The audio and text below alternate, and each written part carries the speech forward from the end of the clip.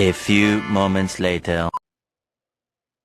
Oke, selamat malam para penonton yang ada di dunia luar, dunia nyata, dan dunia lain.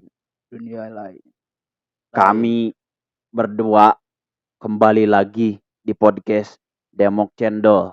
2, 3. Mohon maaf ini para penonton karena hari ini kita sedang dilanda dengan kegabutan. Jadi pada akhirnya di podcast ini kita tidak akan mengasih tema apapun. Jadi kita mau ngacacang berbicara perihal apapun. Saya ditemani dengan adik Durjana. Dan ditemani oleh juga dengan kakak yang bejat. Bajingan lu tolol anjing. Gak ada lah emang anjir. Oh ini, sebelum berbicara lebih jauh, banyak orang yang bertanya, emang Dudi dan Denny ini adik kakak? Iya, kita adik kakak. Tapi diakui dengan de jure saja, tidak dengan de facto. Bangsat. Jadi kita itu memang dilahirkan dalam satu rahim yang sama, tetapi saya sendiri adalah orang yang paling beda di antara 4 kakak bersaudara, 3 kakak bersaudara dan 1 adik bejat ini. Di sini terjadi diskriminasi antara kakak dengan adik. Tapi ini yang kita selalu harmoni seperti ini. Sekalipun misalkan banyak ruang pertempuran sedari dalam rahim, sampai hari ini pun kita masih saja bertempur. Tapi insya Allah pertempuran kita selalu membicarakan ruang-ruang tentang keilmuan. Ya, keilmuan ya itu. Oke, Dud. Ya, gas. Goblok. Jangan dulu ngegas. Kita mau ngebahas apa nih? Tadi kan temanya kita nggak mau terfokus pada satu pembahasan. Tapi kalau misalkan kita tidak difokuskan, nantinya takut ngelantur ke sana kemari. Oh iya. Kita fokuskan saja terhadap bahasan Rusia. Oke. Nah, bukan Rusia tapi Uni Soviet. Oke. Nah, di Uni Soviet itu kan terdiri dari berbagai macam negara kalau sekarang yaitu. Nah, di sana ada Kazakhstan. Bukan terdiri. Apa anjir? Bajingan lo. Jadi gini konsepnya. Gimana? Jadi dulu itu sebelum berakhirnya Perang Dunia II kan, kalau sekarang itu Uni Soviet, kalau sekarang itu Rusia, kalau dulu itu Uni Soviet. Ya, Anda yang benar. Oke, iya betul. Bicarakan tentang sejarah itu diam dulu anjing. Ya, lanjut. Oke. Jadi gini. Dulu itu namanya Uni Soviet. Setelah Uni Soviet memenangkan di Perang Dunia II, sekitar beberapa tahun kemudian terjadi perpecahan gitu. Ya. Hingga pada akhirnya terpecah menjadi 15 negara. Salah satunya adalah negara Kazakhstan. Oh, Kazakhstan. Di sini yang menarik itu di Kazakhstan itu siapa sih kalau yang ada satu tokoh yang sangat unik, menarik. Siapa itu? Dayana. Pasti itu para penonton, para kru juga udah pada tahu Dayana. Karena kan biasanya kalau ciwi-ciwi itu suka dilenakan dengan film-filmnya dari Korea gitu. Ya, betul. Opa-opa Korea, tapi ingat jangan ganggu Kazakhstan kami. Ya. Jadi sederhana tadi sebetulnya pembahasan daripada Uni Soviet langsung mengerucut ke Rusia, langsung mengkerucut ke Kazakhstan. Tapi perlu diketahui bahwa warisan Uni Soviet itu memang bermuara pada negara Rusia, karena negara Rusia sampai hari ini pun menjadi negara terbesar. Betul. Ya, maksudnya terbesar dalam segi teritorial wilayah kan nyampe 17 juta kilometer, kalau dulu itu nyampe 24 kilometeran lah gitu. Itu ya, itu luas berkat wilayah. Siapa? Kenapa Rusia bisa sebesar itu dan berkat siapa? Kan contohnya juga ketika membahas tentang Nusantara. Nah, ada tokoh-tokoh. Jangan dulu ke Nusantara, Uni Soviet ini. Saya mau membandingkan itu kan. Apa sih penyebabnya Rusia, bukan Rusia tapi Uni Soviet itu bisa sebesar itu? Oke. Jadi kalau di Nusantara itu kan ada salah satu tokohnya. Di waktu kerajaan Majapahit. Siapa itu? Siapanya? Patihnya apa rajanya? Kalau rajanya Raja jelas. Oh, kalau saya lebih menyukai Patih. Oke, siap. Karena menurut saya itu yang paling besar sumbangsihnya terhadap perluasan wilayahnya itu adalah Patih. Gajah Mada yang sekarang jadi universitas. Universitas Gajah Mada. Nah, jadi kalau dulu itu saya itu lupa kalau misalkan merunut ke sisi historisnya gitu. Dalam arti ini tokohnya siapa aja dari Perang Dunia 2 itu.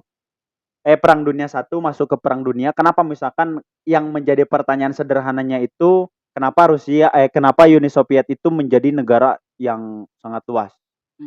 Karena memang sedari dulu gemar melakukan ekspansi wilayah itu salah satunya. Nah, jadi kan seiring berjalannya waktu masuk ke Perang Dunia 1 itu luas wilayahnya masih tetap, Perang Dunia pun sama, dia berhasil memenangkan peperangan, pada akhirnya luas wilayahnya pun tetap gitu. Tetapi karena adanya salah satu persoalan di internal kenegaraan dulu ketika masih Uni Soviet, pada akhirnya terbelahlah menjadi 15 negara bagian, bukan 15 negara bagian, terpecah menjadi 15 negara yang menyatakan kemerdekaannya daripada Uni Soviet itu. Tapi tetap warisan terbesar Uni Soviet itu kepada Rusia. Setelah Rusia, maka dari itu muncullah Kazakhstan pun ikut memerdekakan daripada negara Uni Soviet itu sendiri. Dan maka dari itu sekarang hubungan Kazakhstan dengan Indonesia ini sedang ubu-ubunya begitu. Ya tadi kan berbicara tentang persoalan Uni Soviet itu terpencar. Terpencar atau terbagi ke dalam beberapa negara. 15 negara, ya itu diantaranya. Nah, di sini kenapa sih Uni Soviet itu bisa terpencar, dikarenakan apa, latar belakangnya, dan kenapa sih bisa terpencar? Dikarenakan kepemimpinan siapa? Kenapa Uni Soviet itu bisa terpencar? Anjing lo bating nanya sih ya. Kan bahaya tuh anjir. Karena mencek Socrates mah naon. Jadi untuk menimba keilmuan itu dengan apa? Dengan bertanya di atas dasar ketidaktahuan. Orang yang paling bijaksana itu adalah orang yang tahu atas ketidaktahuannya. Lain gitu anjir. Anjing barbar kieu podcast. Untung mejana anyar gitunya. Jadi dari tadi sebetulnya gebrak-gebrak meja itu kita memang lagi nunjukin bahwa kita punya meja baru. Ya, itu tujuan sebenarnya. Sombong amat.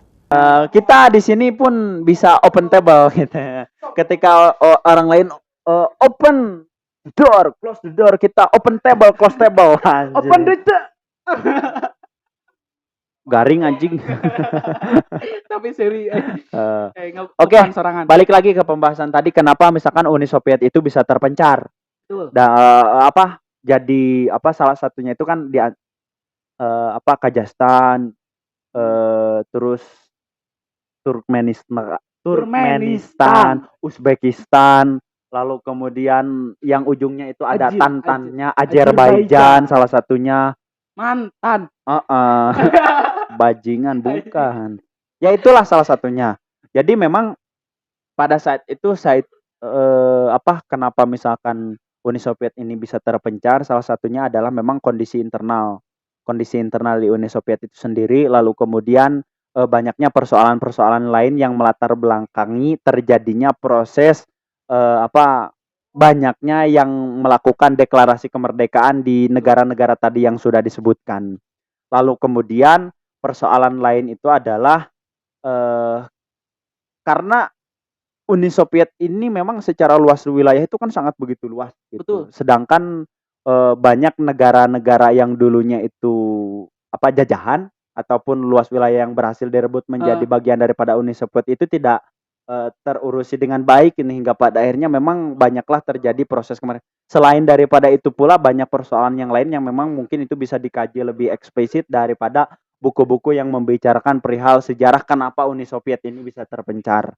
Karena saya juga udah banyak kelupaannya begitu perihal kajian-kajian yang membahas perihal ini Uni Soviet ini kenapa bisa terpencar dan kenapa hari ini negara warisan Uni Soviet itu lebih bermuara kepada Rusia bukan negara-negara lain, karena sampai hari ini pun Rusia kan menjadi negara adidaya juga kan gitu, yang menjadi musuhnya blok barat kira-kira seperti itu. Karena kan warisan komunisme dari Uni Soviet ke Rusia ini masih sangat kental, apalagi sekarang adanya Vladimir Putin kan begitu, itu sangat mengerikan lah gitu. Dia sangat keren dalam memimpin negaranya kan begitu.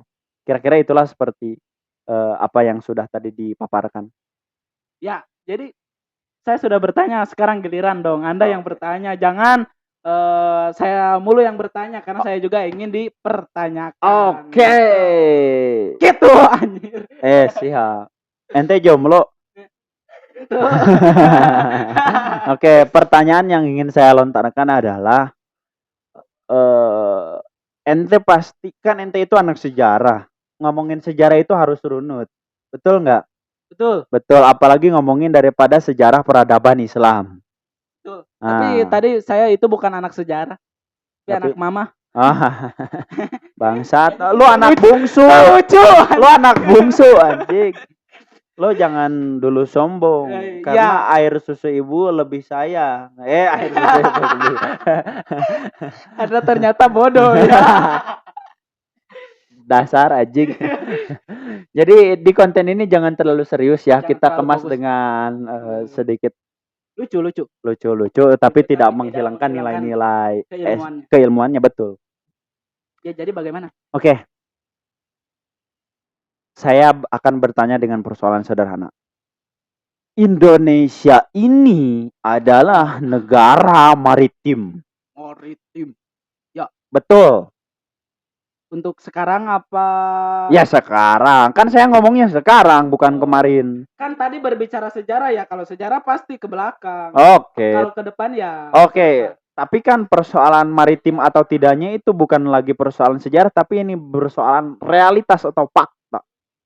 Bahwa Indonesia ini adalah negara maritim. Terus rata-rata yang menjadi presidennya itu adalah orang Jawa, begitu. Kenapa? Iya, justru itu saya ingin bertanya ke ente. Jadi ente sebagai mahasiswa itu harus budayakan yang namanya membaca. Oke, itu salah satunya Anda juga adalah jangan membaca. terlalu melek terhadap sejarah. Oke, betul. Apalagi sejarah nasional Republik Indonesia. Karena kita adalah mahasiswa nasionalis, agamis, tidak komunis. Betul. Pandai aja lu menjilat tong. Jangankan menjilat. Oke. Kita balik lagi. Negara maritim. Lalu kemudian kebanyakan presiden kita itu adalah orang Jawa. Dari mulai Presiden Soekarno. Ya. Soeharto. B.J. Habibie. Ya, siapa lagi? Abdurrahman Wahid. Lanjutkan. Megawati. Terus. Bodoh. SBY. Selanjutnya. SBY 2 periode. Sudah SBY? Presiden Joko Widodo. 2 periode. Itu baru berapa berarti presiden Indonesia sampai sekarang? 7. Bodoh.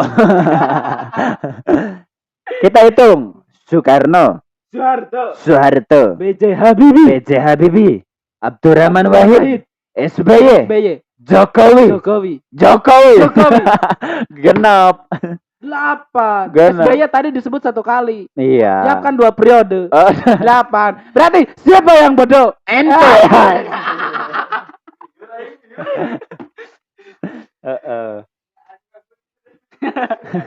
Gak butuh ini. Ya salah satunya di sini kan ini ada fotonya Bung Karno, ada Bung Hatta, ada John F. Kennedy. Oh iya, ini John F. Kennedy. Sahabatnya Soekarno. Ini siapa? Ini Antonio Ginting. Antonio Gramsci. Iya. Kalau yang atas Sultan Muhammad Al-Fatih. Iya. Ini adalah idola saya, makanya saya pang paling atas. Dan di atasnya lagi ada Nabi Muhammad Sallallahu Alaihi Wasallam. Di atasnya lagi adalah Allah Subhanahu Wa Taala. Agamis. Iya, karena kebetulan hari ini adalah malam Jumat begitu. Allahu Akbar. Kebetulan kita haus pelayan. Come here. Pelayan minum pelayan.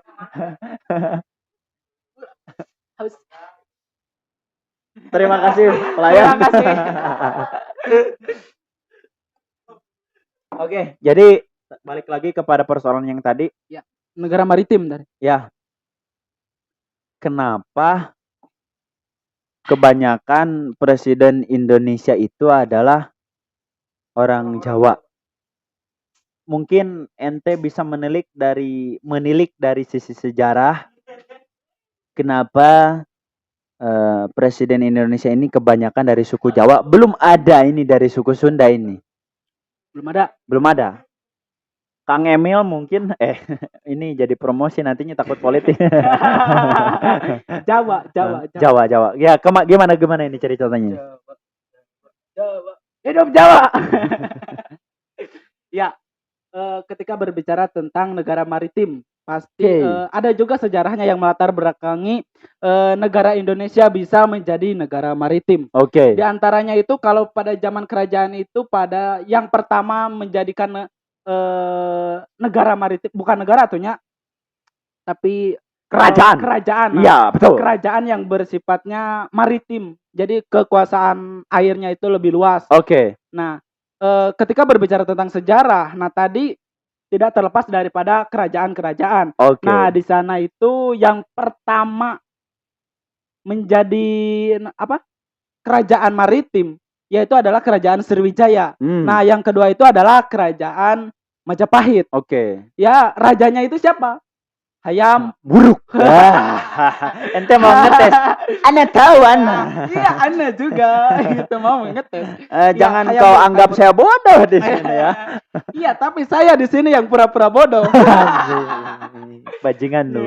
Ya, tidak tahu. Nah, tadi kan raja daripada Raja Majapahit yang pertama itu adalah Hayam Buruk. Patihnya itu yang terkenalnya itu siapa? Gajah Mada. Yang terkenal dari Gajah Mada itu apa? Sumpahnya. Palapa. Sumpah Palapa. Iya. Mantap. Bukan New Palapa. Iya, itu mah lagu dangdut. Lanjut. Ya, tadi kan berbicara tentang Majapahit. Nah, Majapahit itu adalah sebuah kerajaan yang paling luas, bahkan kekuasaannya itu sampai ke Eropa.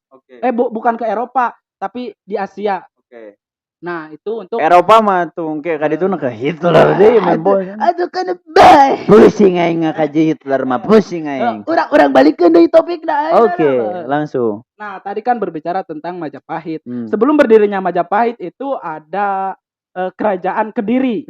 Kerajaan Kediri. Nah, di kerajaan Kediri juga ada ya kekuasaan di bawah kerajaan Kediri itu ada Tumapel. Nah, di sana akan diuliklah sebuah jawaban yang Anda tanyakan. Ada Ken Arok, Ken Dedes, Ken Umam. Saya tahu itu. Ya, Anda berarti mengetes saya, bukan begitu? Iya. Oke, tapi sebelum berbicara lebih jauh ini untuk teman-teman jangan lupa kalau misalkan ingin tahu perihal sejarah kerajaan di Nusantara itu baca bukunya karangan Pramudia Anantatur. Ya. Ada yang disebut dengan tetralogi Arok Dedes. Ya, itu buku yang pertama apa? Ken Arok. Ken Arok Dedes. Yang kedua Mata Pusaran. Yang ketiga Arus Balik. Arus Balik. Yang keempat Naskah Lakon Mangir. Ada. Nah, yang unik dari tetralogi Arok Dedes itu di bukunya yang kedua karangan Pramudia Anantatur di Mata Pusaran. Ya, di Mata Pusaran salah satunya ada di halaman berapa? 238 kalau nggak salah, ya. Ada yang hilang. Ada beberapa halaman yang hilang. Dan sampai hari ini pun saya ketika mencari buku itu ternyata sulit ditemukan. Betul. Oke. Ya, kembali lagi kepada topik. Oke, lanjut, Bro. Tadi kan berbicara tentang kerajaan Kediri. Nah, Kediri sendiri itu memiliki bawahan yaitu Tumapel. Nah, ketika berbicara tentang Tumapel tidak terlepas dari Tunggul Ametung, Ken Arok, Ken Dedes, Ken Umam. Iya, Ken Umang, Lin Umam. Barusan mah Umam. Oh, Umang atuh. Ken Umang. Ya, dan ini Ken Denny. Ini Ken Dudi. Yang itu Kentut semua. Kentut. Lanjut. Nah, berbicara ya kan tadi tidak terlepas daripada kerajaan Tumapelnya. Oke. Kerajaan Tumapel tidak terlepas dari 4 tokoh yang sangat keren-keren. Di antaranya adalah Tunggul Ametung, Ken Arok, Ken Dedes, dan Ken Umang. Nah, di sana juga di kerajaan Tumapel sendiri itu merupakan kudeta pertama di Nusantara yang diwariskan Pulau Jawa terhadap yang diwariskan Diwariskan. Indonesia Lan yang diwariskan. Kagak. Cing balik ngomong apa lo cim. saya masih dalam tahap belajar, Bos. Oke, siap. Oke, kalau gitu saya Jadi- maklum. Iya. Oke. Oke lah. Tadi kan jadi ada Sumbangsi dari kerajaan Nusantara terhadap kudeta. iya. Tadi dilupakan kudetanya. Oh iya. Ada sumbangsi kudeta pertama di Nusantara. Atau yaitu kudeta mah warisan- ulah disumbangkeun euy. ada eta kenyataan. Lanjut. Nah, nyata sumbangsi terhadap kudeta pertama di Nusantara yaitu pada kepemerintahan Tunggul Ametung. Ya, yang diwariskan ke Indonesia. Oke. Nah, bahkan bukan ke Indonesia tapi ke Pulau Jawa. Nah, dari Pulau Jawa diwariskan kepada Indonesia. Nah, dari Indonesia diwariskan ke dunia. Oh, Anjing, karena banyak anjing ente. Lokal yang mengglobal bangsa. Ya, itu kan. Jadi memang ketika saya baca di buku Pramudia Nantatur yang karangan pertama itu Arok Dedes. Ini redaksi yang saya temukan di buku tersebut bahwa seharusnya Indonesia ini berterima kasih kepada kerajaan di Nusantara khususnya karena dari sanalah banyak proses politik yang memang itu menjadi warisan untuk bangsa Indonesia sampai hari ini. Ya mungkin secara kasarnya boleh dikatakan bahwa tadi proses adanya penggulingan kekuasaan ataupun proses kudeta raja-raja hingga pada akhirnya kan dari sisi historis pun kita bisa melihat ternyata memang sedari dulu proses kudeta dalam sebuah kerajaan, dalam sebuah pemerintahan ini masih saja tetap terjadi ataupun kerap terjadi lah. Lalu kan tadi yang menjadi persoalannya itu bukan yang menjadi persoalan, yang menjadi pembahasannya adalah kenapa sih Indonesia itu banyak secara kepresidennya itu banyak didominasi oleh orang-orang Jawa. Tapi mungkin itu secara sejarahnya kan gitu. Ya. Orang Jawa ini. Oh iya, saya belum menjelaskan tadi, Anda langsung memotong pembicaraan Oh saya. iya, mohon maaf. Pelayan pengen minum, pelayan. Oke. Air minum. Haus. Nah, tadi kan berbicara tentang kudeta yang dilakukan penggulingan kekuasaan Tunggul Ametung itu seperti apa. Oke. Nah, mungkin saya akan mengspesifikasikannya ya supaya pembahasannya agar tidak terlalu ngelantur untuk jauh ting gitu. Nah, pada waktu itu Tunggul Ametung menjadi raja. Nah, tidak dilepaskan daripada kaum Brahmana dengan kaum Ksatria. Nah, kekuasaan Tunggul Ametung yang dilatar belakangi kaum Ksatria. Nah, si kaum Brahmana itu lebih dikesampingkan. Nah, di sana bentar dulu, thank you. Ini ya, kita minum dulu. Kang Sambas Rohimat, hatur nuhun Kang Sambas. Dia adalah orang keren. Editor kita dari Demok Channel. 2, 3. Oke, lanjut. Ya, tadi kan sampai mana tadi? Lupa. Teuing. Si Tunggul Ametung si kaum Ksatria jadi membedakan antara kaum Ksatria dengan kaum Brahmana. Kalau mengkaji ke timur itu ada siapa? Yang Muhammad Al-Fatih itu di mana sih? Turki Utsmani. Ya, Turki Utsmani. Kalau Turki Utsmani kan yang dipisahkannya itu pada kepemerintahan Mustafa Kemal Ataturk. Ya, Ataturk. Artinya apa? Oh, lupa saya. Bapak bangsa Turki. Oh iya, Bapak bangsa Ataturk. Nah, itu diantaranya memisahkan antara kepemerintahan dengan agama. Di sini juga yang saya baca ya, kepemerintahan daripada Tunggul Ametung itu memisahkan antara kepemerintahan dengan Brahmana itu kan lebih kepada agama. Nah, di sana karena kepemerintahan daripada Tunggul Ametung itu lebih kepada negara. Nah, disinilah bagaimana si kaum Brahmana itu mengambil alih kepemimpinan daripada Tunggul Ametung. Di sana ada ternyata murid Brahmana yang bernama siapa? Ken Arok. Nah, di sana untuk menggulingkan kekuasaan Tunggul Ametung itu lewat apa? Yaitu dengan cara lewat mengkambing hitamkan. Mengkambing hitamkan ya. Di antaranya mengkambing hitamkan siapa yang dikambing hitamkan? Kalau gak salah nama tokohnya itu adalah Kebo Ijo. Bukan Kebo Marjuet. Ya. Keboan. Nah, di sana kan untuk kalau dikaji daripada sudut pandang yang mistik, ada kaitannya dengan keris Empuk Gandring. Iya. Ya, Empuk Gandring. Nah, keris Empuk Gandring itu kalau dalam bukunya ya diceritakan bahwa ketika ingin diambil oleh Ken Arok itu harus 1 tahun, Hmm. 1 tahun baru bisa diambil. Tapi Ya. Ken Arok melakukan tawar-menawar. Hmm. Anjir, tukang panai. Jadi Empu Gandring teh tukang panai. Nah, di sana ada tawar-menawar. Ternyata Ken Arok itu dari yang harusnya itu diambilnya dalam kurun waktu 1 tahun, lalu melakukan penawaran, yang mana hasil dalam penawaran itu si Empu Gandring memberikan lagi keringanan. Kamu boleh mengambil keris ini, tapi dalam kurun waktu 7 bulan. Oke. Ken Arok melakukan tawarannya kembali. Bagaimana Empu kalau dalam kurun waktu 5 bulan? Nah, ternyata dari Empu Gandring juga tidak memberikan lagi apa? Ente merah HTDI lah intinya nama. Jadi nges waktu 7 bulan karek bisa dicokot ku maneh. Tapi karena atas dasar ketidaksabaran daripada Ken Arok, maka Ken Arok dalam kurun waktu 5 bulan langsung mendatangi Empu siapa? Empu Gandring. Nah, mendatangi Empu Gandring lalu melihat kerisnya. Nah, di sana muncullah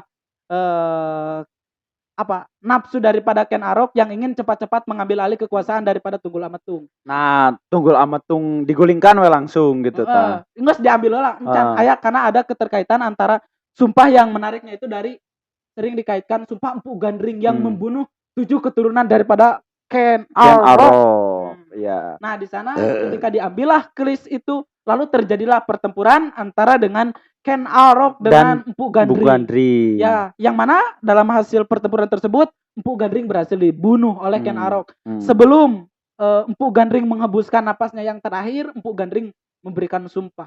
Keris ini akan membunuh 7 keturunanmu, Ken Arok. Yang pada akhirnya diambillah keris itu. Ketika Ken Arok pergi ke kerajaan Tumapel.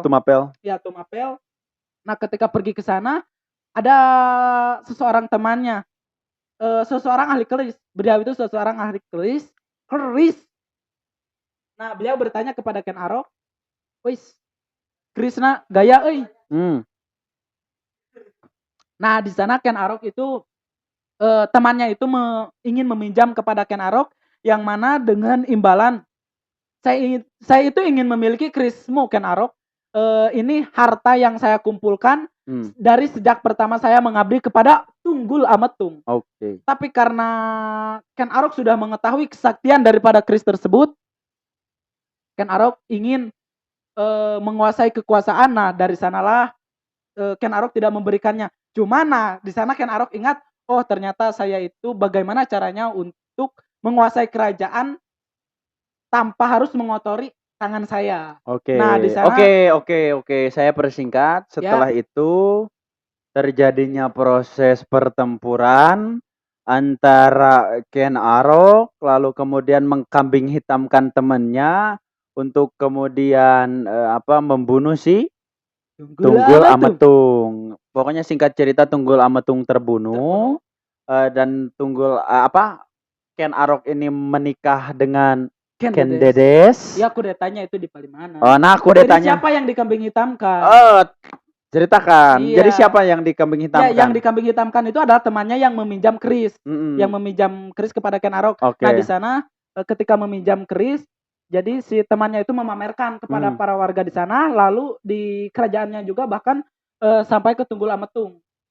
Bahkan Tunggul Ametung pun sempat berkata ya dalam buku itu diceritakan bahwasannya Kebo Ijo, kamu itu jangan sampai menggunakan keris ini untuk membunuh. Nah, lalu dikasihkan kembali kepada bukan Ken Arok, kepada Kebo Ijo, lalu Kebo Ijo kembali. Nah, ketika malam tiba di sana Ken Arok mengambil kerisnya lalu melakukan pembunuhan. Dengan keris itu terhadap Tunggul Ametung. Ya, Tunggul Ametung berhasil dibunuh dengan tancaban keris itu. Karena yang diketahui oleh masyarakat dan aparat kerajaannya itu adalah ada di sana. Yang memiliki keris itu adalah Kebo Ijo. Jadi Kebo Ijo yang dikambing hitamkan. Padahal itu temannya. Iya. Jadi bukti yang nyata itu adalah teman makan teman. Oh no, iya.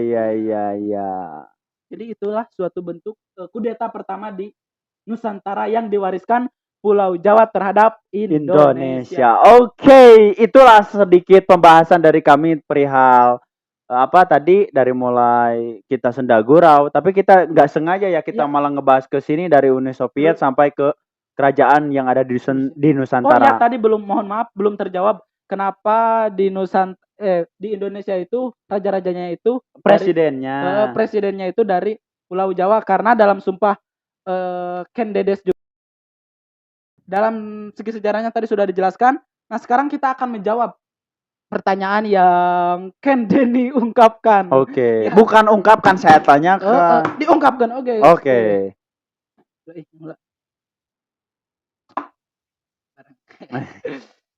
Nah, tadi kan itu dalam sumpah Ken Dedes bahwa Ken Dedes itu akan melahirkan pemimpin-pemimpin di Pulau Jawa. Mungkin yang memimpin Indonesia pada saat ini itu adalah keturunan daripada Ken Dedes. Oh itu iya. mungkin kalau dikaitkan dengan sumpah daripada Brahmana yang diungkapkan kepada Ken Dedes. Karena Ken Dedes itu terkenal dengan mutiaranya itu yang bersinar. Di mahkotanya. Mahkotanya itu. Jadi kalau teman-teman ataupun dulur-dulur, sahabat-sahabat ataupun kamarad-kamarad para ini, konco-konco dan seterusnya. Jadi kalau kalian penasaran terhadap apa sih yang bersinar di Ken Dedes, maka bacalah buku Tetralogi Arok Dedes. Betul. Karangan Pramudia Anantatur. Ya mungkin itu karena jadi sebuah sumpah juga karena keistimewaan daripada mutiara yang bersinar daripada Ken Dedes. Bahwasannya akan melahirkan keturunan-keturunan ataupun pemimpin di Pulau Jawa. Nah, sedangkan Pulau Jawa pada saat sampai sekarang ini adalah bagian daripada Indonesia. Dan rata-rata yang menjadi presidennya itu adalah orang-orang Jawa begitu. Lalu kapan orang Sunda jadi presiden? Mungkin di pilpres selanjutnya, mudah-mudahan. Amin. Gak tahu kan, siapa tahu Dinan. Amin. Oke, jadi mungkin itulah sedikit pembahasan dari kita ya terkait tadi. Padahal kita itu nggak kasih tema apapun. Betul. Terkait podcast ini, tapi kita banyak menemukan berbagai pengetahuan di dalamnya. Sekalipun dikemas dalam senda gurau, sekalipun misalkan dalam konsep open table, tapi kita di sini membicarakan wacana yang incredible. Anjir. Kira-kira seperti itulah. Mohon maaf apabila ada kata-kata kita yang kurang hikmat. Mohon maaf juga apabila ada sisi pengetahuan yang memang tadi kurang tersampaikan, hingga pada akhirnya nantinya banyak memunculkan tafsiran-tafsiran yang lain berbeda. Oke, jadi yang jelas kita di sini sedikit sharing saja apa yang kita baca, apa yang kita kaji, apa yang kita diskusikan dan kita obrolkan, kan gitu. Ya, betul. Betul, kira-kira seperti itu? Iya, seperti itu. Oke, ya, thank you very much for your attention. Bye bye.